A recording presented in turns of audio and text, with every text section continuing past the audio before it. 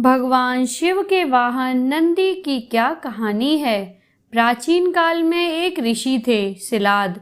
उन्होंने ब्रह्मचारी रहने का निश्चय किया, किंतु जब उनके पितरों को यह पता चला कि शिलाद ने ब्रह्मचारी रहने का निश्चय किया है तो वे दुखी हो गए, क्योंकि जब तक सिलाद को पुत्र प्राप्ति न हो उनकी मुक्ति नहीं हो सकती थी।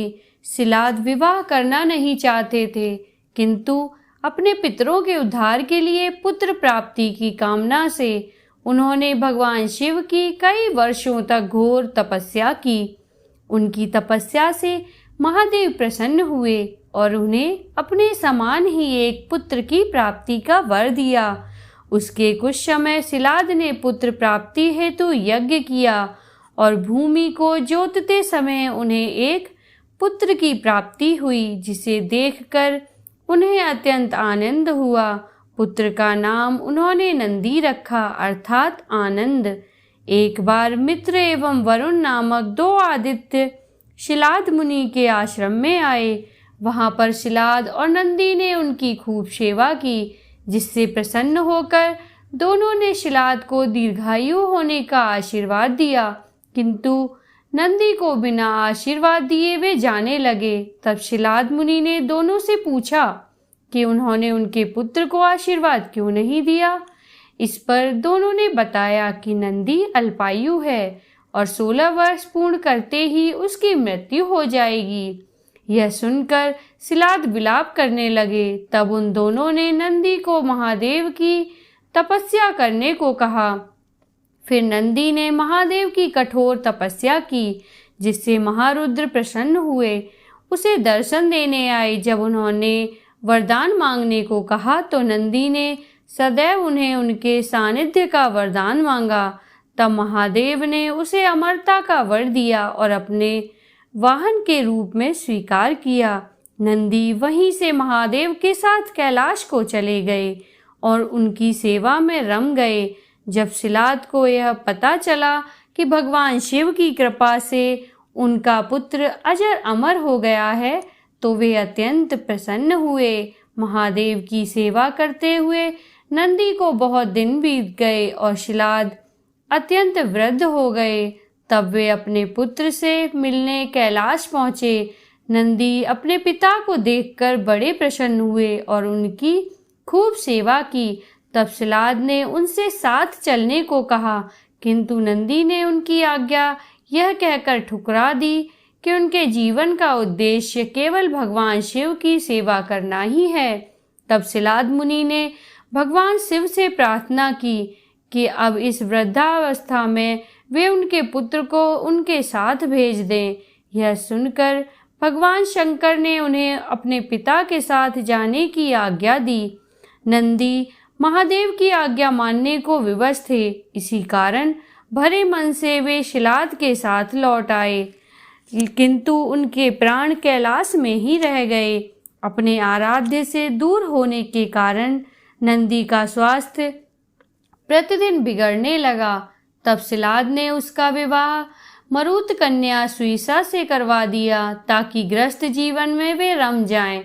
किंतु इसका नंदी के स्वास्थ्य पर कोई प्रभाव नहीं पड़ा और वे शीघ्र ही मरणासन्न अवस्था में पहुंच गए। जब शिलाद ने मुनि ने देखा कि उनके पुत्र के प्राण संकट में हैं, तब उन्होंने भगवान शिव से उसे बचाने की प्रार्थना की। अपने भक्त को इस अवस्था में देखकर वे तुरंत आश्रम पहुंचे और नंदी को स्वस्थ कर दिया। तब शिलाद मुनि समझ गए कि नंदी महादेव के बिना जीवित नहीं रह सकता, इसलिए उन्होंने उसे स्वेच्छा के साथ कैलाश जाने की आज्ञा दी। एक बार महादेव देवी पार्वती के साथ अनंतपुर में थे और उन्होंने नंदी को द्वार की रक्षा करने को कहा। तभी वहां महर्षि भृगु आए और महादेव के दर्शनों की इच्छा जताई, किंतु नंदी ने उनसे कहा कि महादेव की आज्ञा अनुसार वे द्वार से नहीं हट सकते। इस पर महर्षि भृगु क्रोधित हो गए और उन्होंने नंदी को श्राप दिया कि वह जल्दी ही किसी के हाथों परास्त होगा। जब भगवान बाहर आए तो नंदी की स्वामी भक्ति से बड़े प्रसन्न हुए और उसे समस्त शिवगणों का अधिपति बना दिया और नंदीश्वर की उपाधि दी। कुछ काल के बाद राक्षस राज रावण कैलाश पहुंचा और नंदी ने उसे रोका।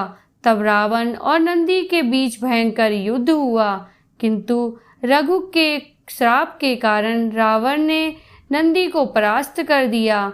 उसे परास्त करने के बाद रावण ने उसे पशुमुख कह उसका उपहास किया। तब नंदी ने रावण को श्राप दिया कि किसी पशुमुख के कारण ही उसका विनाश होगा। उसी श्राप के कारण ही महादेव ने हनुमान के रूप में रुद्रावतार लिया और समस्त लंका को जलाकर भस्म कर दिया। नंदी को स्वामी भक्ति के साथ साथ बल और कर्मठता का प्रतीक भी माना गया है। श्री राम के अश्वमेध यज्ञ जब श्री राम की सेना ने वीरमणि के राज्य पर आक्रमण किया तो शिवगणों के साथ उनका भयानक द्वंद्व हुआ। उस युद्ध में नंदी ने स्वयं हनुमान को शिवास्त्र से बांध दिया था। जब देवी सती ने दक्ष के यज्ञ कुंड में आत्मदाह कर लिया था तो वीरभद्र के आने से पहले नंदी ने अकेले ही श्री दक्ष की सेना का संहार कर दिया था। यही नहीं, कई जगह इस बात का भी वर्णन है। श्री गणेश और कार्तिकेय को अपनी पहली युद्ध शिक्षा नंदी से ही प्राप्त हुई थी। एक कथा के अनुसार देवी पार्वती ने भगवान शिव से वेदों का रहस्य जानने का विरोध किया। यह ज्ञान इतना गूंगी था कि भगवान शिव देवी पार्वती को लेकर अमरनाथ की गुफा में गए ताकि देवता भी इस रहस्य को ना जान सके। मार्ग में वे चंद्र वासुकी इत्यादि सभी चीजों का त्याग करते गए। गुफा पर पहुंचकर नंदी को भी वही छोड़ते हुए कहते हैं, भक्त, मैं तुम्हें सबसे अंत में त्याग रहा हूँ क्योंकि तुम मुझे सबसे प्रिय हो। वेदों का ज्ञान देने से पहले पार्वती से कहते हैं कि अगर उन्होंने यह ज्ञान पूरा न सुना तो वे उनसे बिछड़ जाएंगी। देवी पार्वती के आश्वासन देने पर भगवान शिव कथा प्रारंभ करते हैं, किंतु देवी बीच में ही सो जाती हैं। इस कारण वे शिव से दूर हो गईं और अगले जन्म में एक मछुआरे के यहाँ जन्मी। उनके पिता ने शर्त रखी कि जो भी मछुआरा इस विश्व की सबसे बड़ी मछली को मारेगा उसी से उनका विवाह करेंगे। तब भगवान शिव एक मछुआरे के वेश में वहां आए और नंदी ने एक बहुत बड़ी मछली के रूप में अवतार लिया। तब मछुआरे रूपी शिव ने मछली रूपी नंदी का वध कर विवाह की शर्त पूरी की और देवी पार्वती को पुनः प्राप्त किया। भगवान शिव सदैव समाधि में रमे रहते हैं। इसी कारण उन्होंने नंदी को आज्ञा दी कि वे उनके मंदिर के सामने बैठकर उनके भक्तों की प्रार्थना सुने। इसी कारण हर एक शिव मंदिर में नंदी की प्रतिमा होती है और भक्त अपनी प्रार्थना उनके कान में कहते हैं, जो सीधे महादेव तक पहुंचती है। बिना नंदी की प्रतिमा के शिव मंदिर अधूरा माना जाता है। नासिक के पंचवटी में एकमात्र ऐसा मंदिर है जहां नंदी की प्रतिमा नहीं है। कहते हैं कि ब्रह्मा के 5वें सिर को काटने के कारण भगवान शंकर को ब्रह्म हत्या का पाप लग गया। तब पंचवटी में गोदावरी के समीप उन्हें एक बछड़ा मिला जो नंदी था। उसने भगवान शिव को गोदावरी के रामकुंड में स्नान करने को कहा। ऐसा करने पर ब्रह्म हत्या के पाप से मुक्त हो गए और उन्होंने नंदी को उस स्थान पर अपना गुरु माना और अपने सामने बैठने से मना कर दिया। नंदी के विषय में एक कथा समुद्र मंथन की आती है। समुद्र मंथन में जब हलाहल निकला तब महादेव ने उसे पी लिया, जिससे उनका कंठ नीला हो गया। हलाहल पीते समय कुछ बूंदें धरती पर गिर गईं।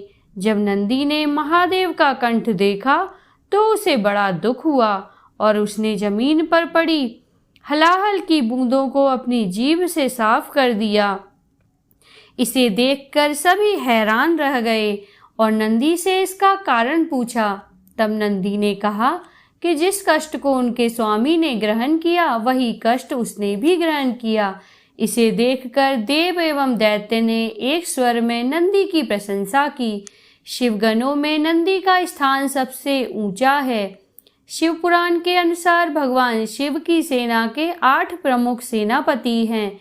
यह हैं गणेश, नंदी, देवी, चंड, महाकाल, ऋषभ, भृगी और मुरुगन। उसी प्रकार नंदी को नंदीनाथ संप्रदाय का जनक माना जाता है।